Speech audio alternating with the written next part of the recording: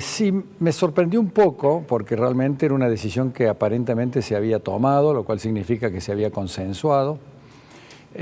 Son medidas difíciles que hay que tomar, que hay que resolver en aras a lograr ese famoso déficit cero que está comprometido el gobierno no solamente con el Fondo Monetario, sino con la realidad económica, porque si no se logra un déficit cero, obviamente las variables y la economía va a seguir muy volátil, va a seguir errática. Pero bueno, yo creo que estas marchas y contramarchas, como decís vos, están medias atadas a la dificultad que se está pasando en este momento económico y político.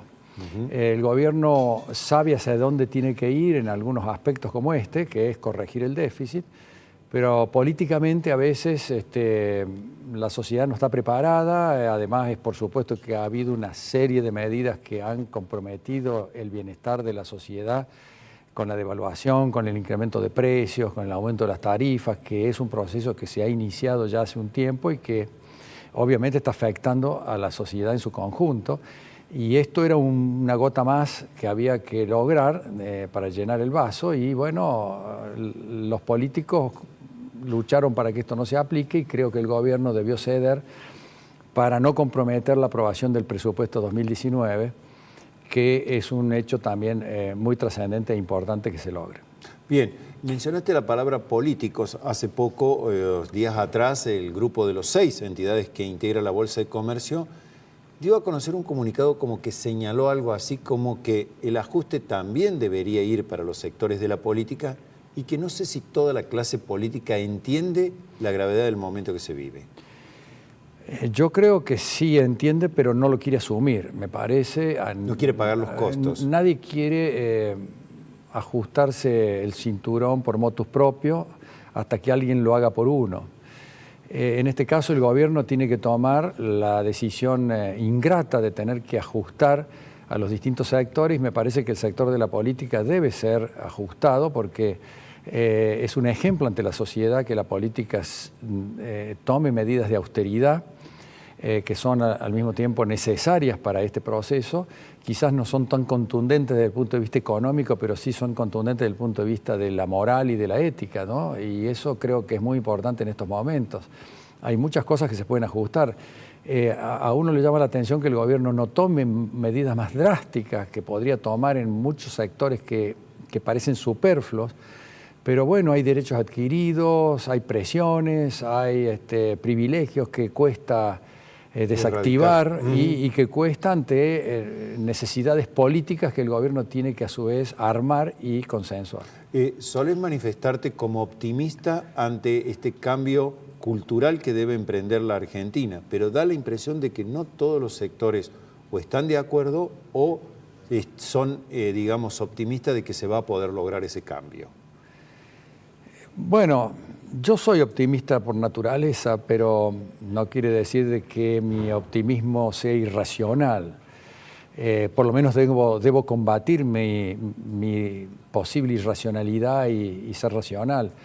Creo que están dadas las condiciones para que Argentina pueda reencontrar un camino de sensatez y de racionalidad, porque han pasado muchas cosas. En primer lugar, el gran descalabro que significó el gobierno kirchnerista, desde el punto de vista económico y financiero, que entregó el gobierno en una situación realmente catastrófica desde el punto de vista económico.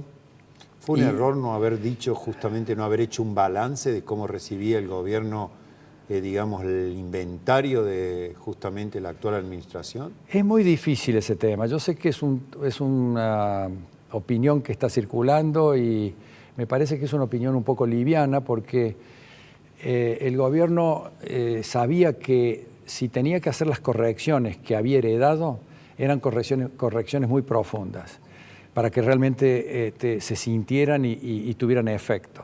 Y esa profundidad iba a afectar a la sociedad de manera fuerte, ¿no? Iba a generar problemas en los sectores más vulnerables, en la clase media, en los empresarios, en las pymes, etc.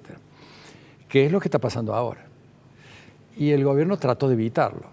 Y trató de evitarlo haciéndolo gradualmente, con el apoyo del crédito internacional.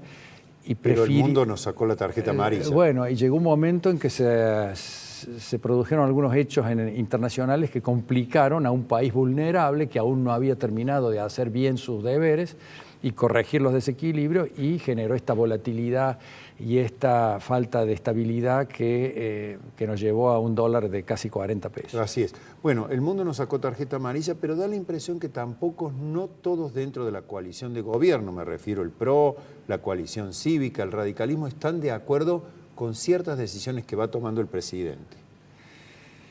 Bueno, yo creo que uno de los... Por ejemplo, el radicalismo da la impresión que en materia económica tiene posiciones distintas a los que quiere Macri. Yo creo que uno de los grandes problemas que tiene Argentina es la falta de coherencia conceptual en la sociedad. Es decir, la sociedad opina de diversas maneras, los políticos, tenemos políticos que opinan de una forma, de otra, otros creen en el facilismo, otros creen o no.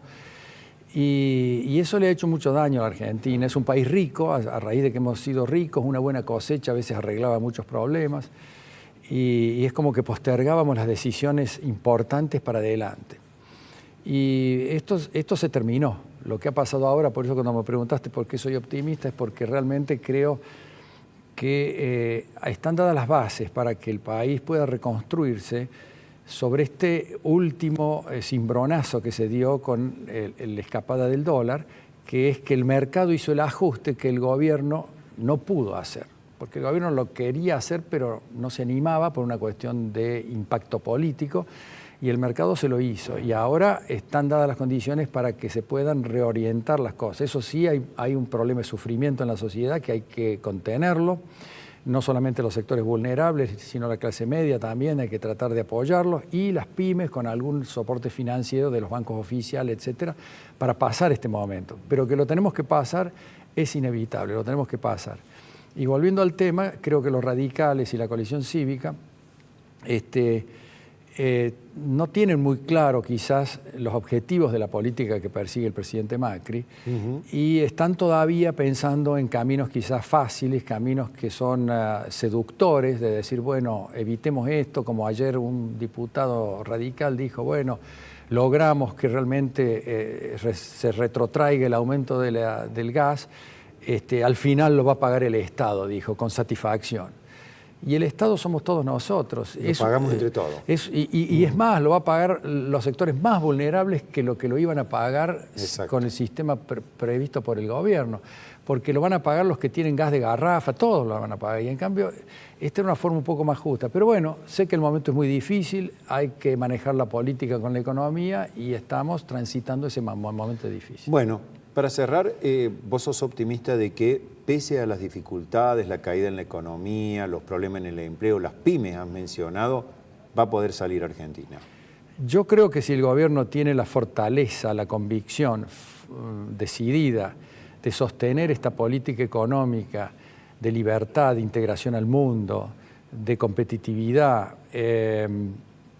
de reducción de los déficits fiscales y estructurales que tiene el país, de encontrar los equilibrios de las cuentas públicas y de una política monetaria estable y rígida y firme, el país va a salir adelante como salieron todos los países del mundo que aplicaron estas políticas. Bueno, para cerrar, no me quiero, digamos, olvidar de que sos un hombre que está muy vinculado a todo el negocio del automóvil.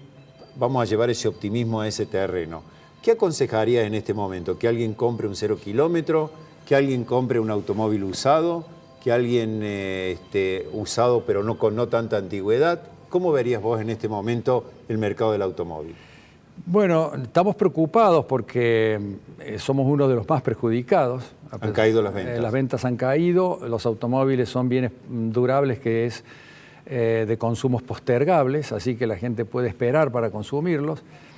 Y realmente la caída ha sido importante, un 40%, casi un 50%, y vamos a tener que, por supuesto, apuntalar las estructuras para lograr sobrevivir en este momento difícil, pero estamos nosotros en condiciones de hacerlo. Y a su vez otro lado del mostrador. Claro, pero a su vez creo que esta circunstancia que estamos viviendo es que los autos han subido de precio, pero no tanto como el dólar. Entonces, para toda la gente que tiene dólares, que en la Argentina, que es un país muy dolarizado, es mucha, comprar autos en este momento es una oportunidad, porque están baratos en dólares. Y van a seguir estando baratos unos días, un tiempo, porque el esquema de esta política se basa un poco sobre eso, sobre que los pesos, los bienes, los precios en pesos no recuperen tan rápidamente el valor con respecto al dólar. Dijiste el que tiene dólares, pero a lo mejor el que tiene pesos, ¿le convendría a lo mejor un usado con pocos años de antigüedad antes que un 0 kilómetro por la diferencia de valor? En ese caso sí, porque el usado también no se actualizó de la misma forma que se actualizaron los 0 kilómetros, están un poquito rezagados.